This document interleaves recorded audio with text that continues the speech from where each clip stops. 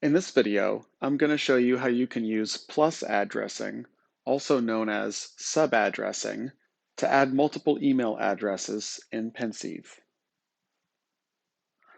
Let's say that in addition to my inbox shortcut at gmail.com email address, I want to take advantage of plus addressing or sub-addressing to make certain emails from Pensieve more distinguishable to my Gmail filters and labels.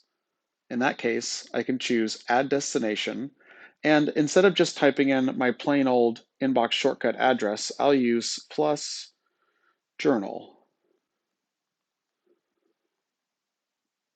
So emails sent to inbox shortcut plus journal will go to the same email inbox, but in Gmail, I will be able to distinguish them from other emails because the to address will be inbox shortcut plus journal at gmail.com.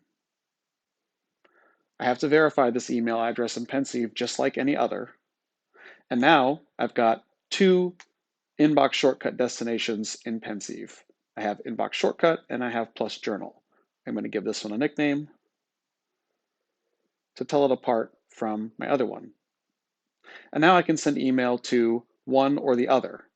The advantage of plus or sub addressing is that I can now write rules or filters in Gmail to distinguish journal emails from other emails. You need to check to see if your email provider supports sub-addressing, but many do. In addition to Gmail, Hotmail and Outlook also support it. So does iCloud, Yahoo Mail, and Fastmail. Check with your provider to see if sub-addressing is available, and if it is, you can go ahead and use it in Pensieve today.